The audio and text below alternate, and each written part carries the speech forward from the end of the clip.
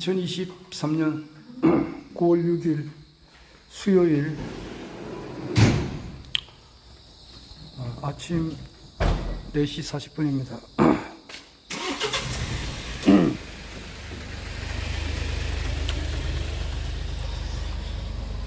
이제 출근하는 길인데 이미 일어나서 막 집을 나오는데 쿠팡 직원이 지금 어떤 물건을 송달을 하고 같은 엘리베이터를 타고 내려왔습니다. 정말 저는 쿠팡을 한 번도 사용해 본 적은 없는데 우리 집사람은 자주 사용하더라고요. 어떤 물건을 신청하면은 굉장히 빠르게 도착한다는 것이 아마 쿠팡인 것 같더라고요. 나는 사용을 안 했습니다. 한 번도 해본 적은 없습니다. 정말 이런 시간에도 벌써 저렇게 일을 하시는 분들도 있고, 내가 여기 입주할 때, 남양우유, 여기 이제 선전하시는 분이 우유를 한번 드셔보라고 해서, 내가 안 그래도 이제 불로유를 만들어서 먹어야 되니까, 그래 신청했는데, 4시 제가 40분에 집을 나왔는데 이미 우유가 와 있더라고요. 그만큼 이 새벽에도 이렇게 일을 하시는 분이 참 많다는 것을 느낄 수가 있습니다. 이렇게 한 분 한 분들의 모든 노고가 서로 모아져서 이 거대한 대한민국이 이제 흘러나가고 있는 거죠.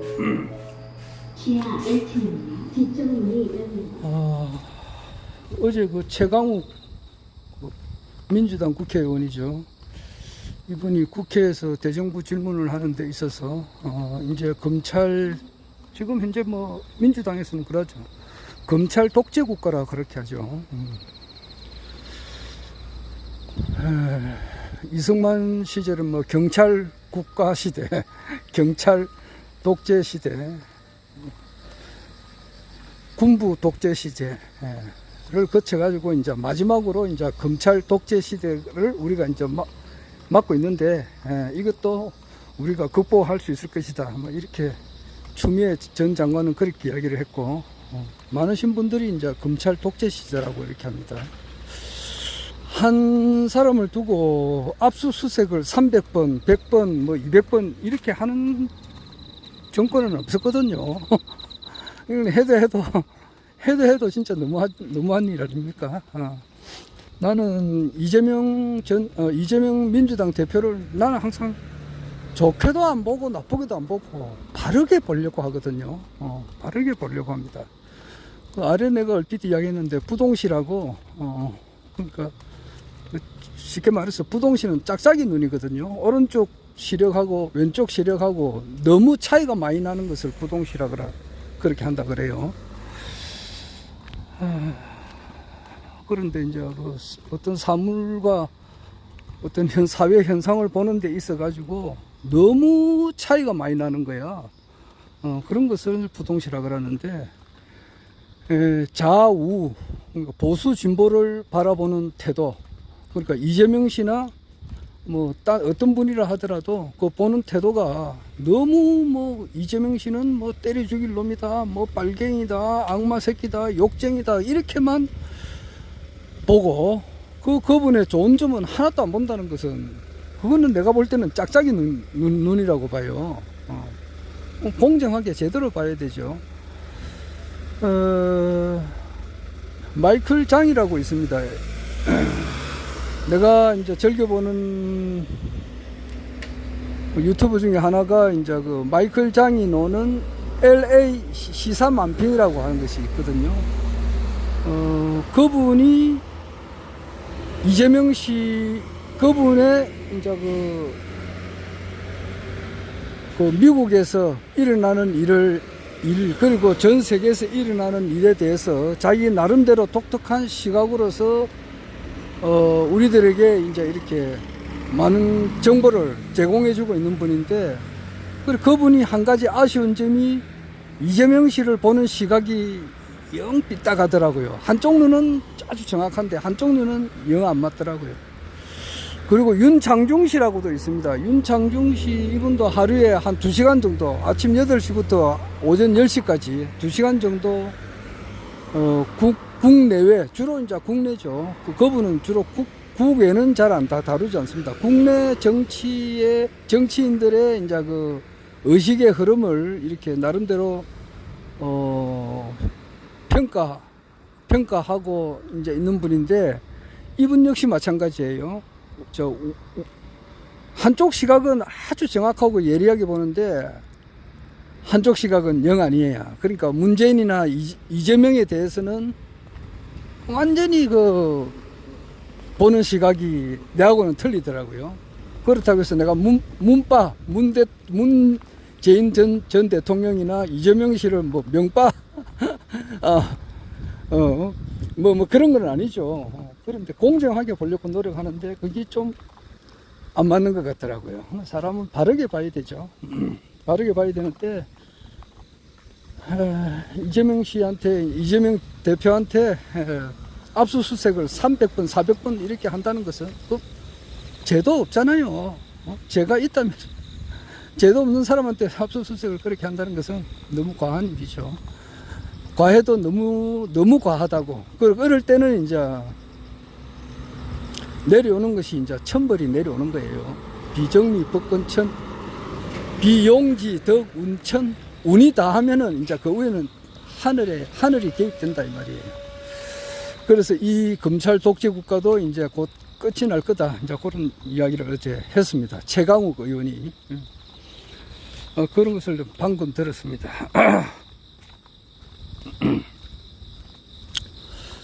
지금 오늘에 2023년 9월 6일 수요일 아침에 한 번 더 기록을 남기는데, 뭐 지금 누가 보더라도 이 윤석열 정부가 거의 다 됐다.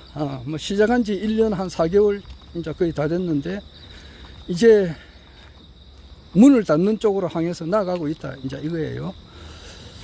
2016년 10월 24일인가 그때 손석희 JTBC 그 손석희 씨가 그 당시 그분이 뭐 신분이 뭔지는 모르겠습니다. 뭐 JTBC 사장 신분으로 그 당시 앵커를 했는지는 몰라도 하여튼 손석희 씨가 그 나와서 태블릿이 가짜 태블릿이었어요.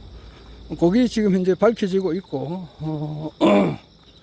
내일이 9월 7일이거든요. 내일 중요한 날입니다. 원래 지난주 토요일 날, 2일날, 9월 2일날 일본의 유력한 어떤 그 기관지하고 언론사에서 태블릿에 대한 진실을 보도를 하려고 했는데 조금 사정이 있어가지고 조금 연장이 됐어요. 연장이 돼가지고 지금 내일 9월 7일로 한 5일 연장이 된 거죠. 그래서 이제 내일 그 발표를 하는데 영어, 일어, 또 한국어로 이렇게 태블릿에 대한 진실을 밝혀냅니다. 거기 아주 그 영향이 큰 업체거든요. 그리고 거기에 대해서 지상파도 이제 관심이 있고 아마 그거 할 거예요. 전에는 그것을 지상파에서 일체 다루지를 않았는데 거기 다루게 됩니다. 거기 엄청난 영향력을 이제 쉽게 말해서 태블릿 폭탄이 여기저기 이제 터질 것인데 내일이 일본에서 먼저 터뜨린다 이 말이에요. 그건 그렇고 그때 이제 2016년 10월 24일에 손석희, 내하고 나이가 동갑인데 이분이 태블릿에 대해서 언급을 하면서 박근혜 전 대통령이 사과 성명을 하고 그 뒤로부터 10, 11, 12, 1, 2, 3 6개월 뒤에 11, 12, 1, 2, 3 11, 12, 1, 2, 3 5개월 뒤입니다. 10월 24일에서 약 5개월 뒤에 2017년 3월 말일쯤 됐을 거예요. 그때 서울구치소로 이제 수감이 되었습니다. 결국 가서 이제 서울구치소 수감으로 들어가면서 뭐 그 전에 수감되기 전에 이제 청와대를 나오게 되고 탄핵이 국회에서 12월 달에 국회에서 탄핵 결정이 되고 2017년 3월 초에 헌법재판소에서 탄핵 결정이 나고 그리고 곧 이어서 청와대에서 나오게 되고 또 곧 이어서 2017년 3월 말에 이제 서울구치소로 이제 구속 수감됨으로써 이제 끝이 난 거죠. 그래 계시다가 이제 얼마 전에 이제 출감을 하셨는데, 사면복권 받아서 출감하셨는데, 지금 현재 윤석열 정부가 내일이죠. 아마 태블릿에 대한 그 진실을 일본에서 터뜨리게 됨으로써, 박근혜 대통령은 한 5개월 정도 갔었고, 5개월 뒤에 구속수감이 됐고, 지금 윤석열 정부는 막 그와 같은 똑같은 길을 이제 걷고 있지 않느냐 이 생각이 듭니다. 그래서 뭐 구속 소감 될지는 모르겠습니다만 내려오는 것은 거의 확실합니다. 내가 이를 볼 때에 10, 11, 12, 1, 2 뭐 한 요 정도 수준이에요. 한 4, 5개월 이렇게 봅니다. 권현무님이라고 새날이라고 하는 유튜버가 있어요. 아주 그 구독자가 굉장히 많습니다. 우리나라에서 한 3번째 안에 들어가는 정치 평론하는 데 있어서 3번째 안에 들어가는 그런 큰 그 유튜브인데 거기에 관리하시는 분이죠. 권현무님이 나와서 한 5개월 갈 거다 그렇게 이야기를 했습니다. 지금 요거는 팩트예요. 그리고 1974년생, 원래 이제 50이죠. 우리 한국 나이로. 1974년생은 50인데, 이분이 이제 변인재님인데, 이분이 아직 뭐 장가를 안 갔습니다. 안 가기도 하고 못 가기도 하고 그래요. 왜냐하니까, 그분이 정치계에 들어온 지가 한 30년 정도 돼요. 대학교 졸업하고 바로 이제 우리 국내 정치계에 몸을 담으신 분이에요. 그래 하다 보니까 20대 총선이 있었습니다. 2016년 총선이 20대 총선이고 2020년이 21대 총선이고 내년이 2024년 4월 10일 날 치르는 총선이 22대 총선이에요. 2016년 20대 총선에서 이분이 이제 그 총선 결과가 야당이 한석이 많았습니다. 그걸 보고 2016년 4월 달에 그 결과를 보고 박근혜 대통령이 그 당시에는 최순실 사건이 터지기 전이거든요. 그럴 때 이미 박근혜 대통령이 탄핵되겠다라고 이렇게 촉이 오는 겁니다. 여자들의 그 눈치라고 하는 것은 컴퓨터보다 빠르다는 말이 있지 않습니까? 뭐 남자가 이렇게 바람을 피운다는 말이 있죠. 남자들이 이렇게 바람을 피우면은 여자들은 뭔지는 모르지만은 그 촉이 있다 그래요. 그리 제 육감이라 할 수 있죠. 육감. 1, 2, 3, 4, 5가 아니고 5감이 아니고 육감, 뭔가 모르게 이제 딱 영감적으로 촉이 온단 말이에요. 우리 남편이 뭔가 모르게 물정은 없지만은 야 이거 바람이 났구나 이렇게 안다 이 말이에요. 아는 것도 여러 가지가 있습니다. 직감적으로 촉감으로 팍 알듯이 이분이 2016년도 20대 총선 결과를 보고 촉감으로서 박근혜가 탄핵이 되겠구나 이렇게 판단했던 분입니다. 그런데 그만큼 그분이 이제 촉감이 뛰어나신 분이다 이 말이에요. 아마 그 당시에는 대한민국 정치 평론가 중에서 그렇게 이야기하시는 분이 한 사람도 없었어요. 오직 그분하고 정강훈 목사하고 두 사람이 그랬어요.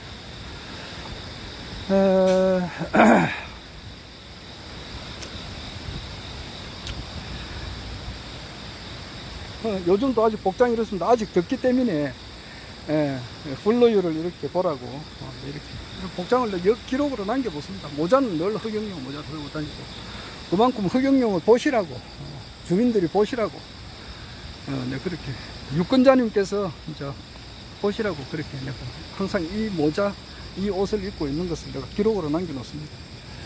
올 여름은 항상 이 티만 입고 있었습니다. 나머지는 뭐 거의 입지 않았어요.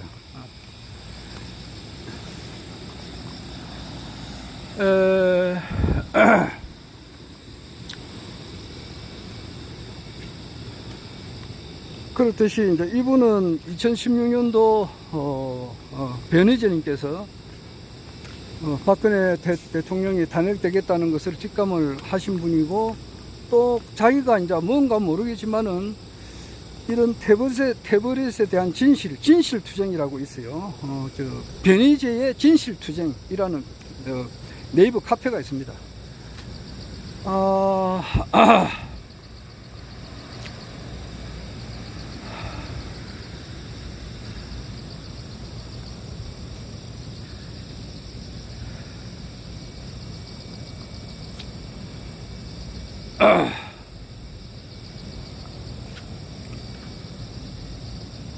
그래서 이분이 이제 진실 투쟁을 하려 하면은 뭔가는 모르겠지만은 이분이 아마 자기가 이제 구속 수감되겠다는 것은 이제 그런 촉으로 느꼈어요. 그래서 나는 장가로 못 간다. 왜냐니까 뭐